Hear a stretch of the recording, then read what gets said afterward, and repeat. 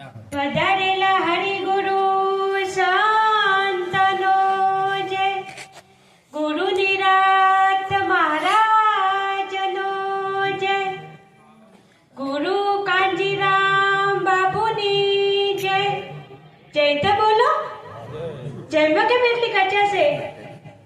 બોલો સદગુરુ મહારાજની જય. તો ગુરુ અમારા ગારુડી અને મુજ પર કીધી માએ મોરા બતાયા મરમ કા તો ઉતર ગયા સમજે.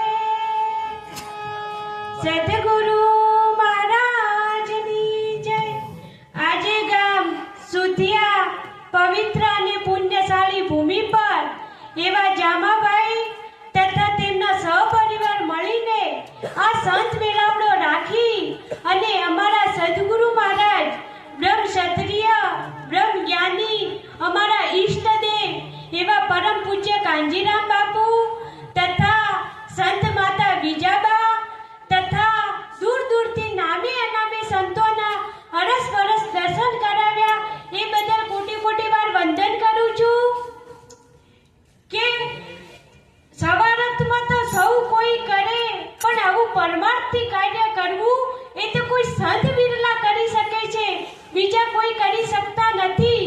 પ્રથમ આ મનુષ્ય જીવનનો લાવો શું છે, આપણને શું કરવા આવ્યા છો અને શું કરી રહ્યા છો એ જાણવાની જરૂર છે.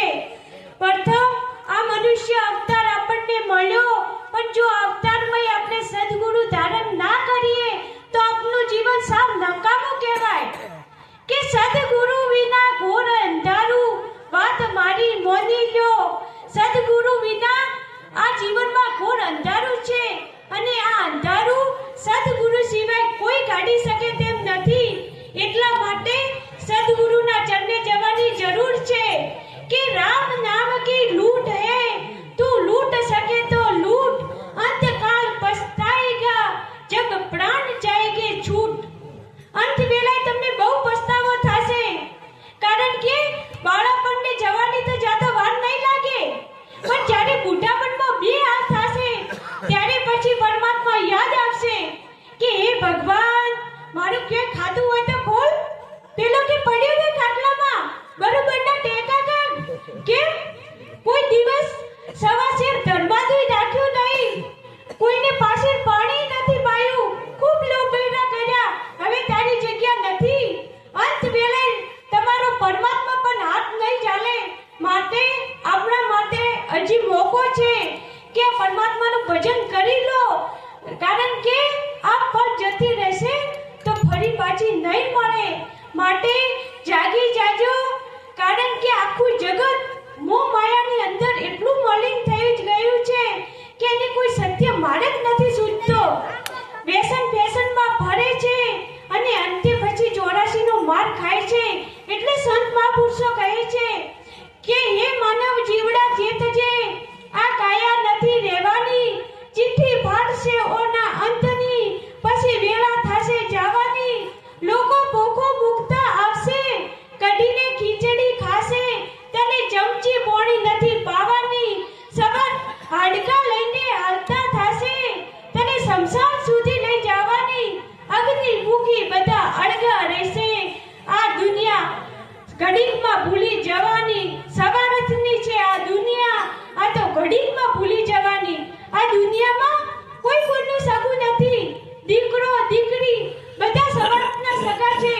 એટલા માટે સદગુરુના સમીપ જઈ પોતાની પારખ કરી લો કે આ પાંચ તત્વના પૂતળાની અંદર હું કોણ છું એ જાણવાની જરૂર છે. નકર આખું જગત અંધશ્રદ્ધામાં એટલું અંજાઈ ગયું છે કે એની કોઈ સીમા જ નથી.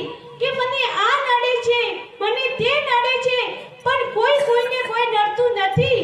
નડે છે તો શું નડે છે? તો પોતાના કર્મ આપણે કેવા કર્યા છે એ આપણને ખબર નથી. સારા કરશો તો એનું ફળ સારું મળશે અને ખરાબ કરશો તો ખરાબ મળશે, એ તો વાત ખબર જ છે ને. એટલા માટે જાગો. આ તો કેટલી અંધશ્રદ્ધા દાંત દુખવા આવી નથી કે દોરો વધ્યો નથી. શું દોરો વધવાથી દાંત મળતી હોય તો બધા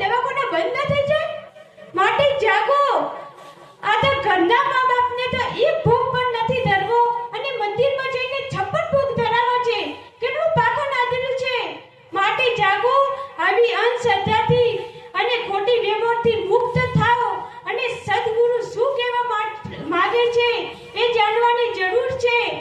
અને માનો તો દૂર છે અને સમજો તો ભગવાન તમારી પાસે છે, પણ ભગવાનને તમે મોની બેઠા છો એટલે પરમાત્મા તમારી છેડો છે. અને અમને તો સદગુરુ મહારાજે શાન વડે સમજાયા છે એટલે પરમાત્મા અમારી પાસે છે. અને પરમાત્મા તો આપણી ઘર ભીતર છે, કઈ આપણાથી છેટો નથી, બહાર નથી. માટે જાગવાની જરૂર છે કે જાગી જવાની જરૂર છે, ભાગવા કે ભોગવવાની જરૂર નથી. કોણ જગાવે નિજ નામ કો, કોણ જગાવે પછી પ્રેમ, કોણ જગાવે પુરુષ કોને, કોણ જગાવે પછી બ્રહ્મ. સુરતા જગાવે નિજ નામ કો, નામ જગાવે પછી પ્રેમ, પ્રેમ જગાવે પુરુષ કોને, પુરુષ જગાવે પછી બ્રહ્મ. બ્રહ્મ કહેતા આત્મા થાય અને આત્મા તો સર્વમાં એક જ છે. ઘાટ છે અનંત, પણ સર્વમાં આત્મા એક જ છે. આ તો ઘાટ ઉપર દ્રષ્ટિ પડી છે એટલે અઘાટ વસ્તુ સમજાતી નથી. જ્યારે અઘાટ વસ્તુ સમજાઈ જશે ત્યારે ઘાટ છૂટી જશે અને ત્યારે જ આત્માની ઓળખાણ થશે.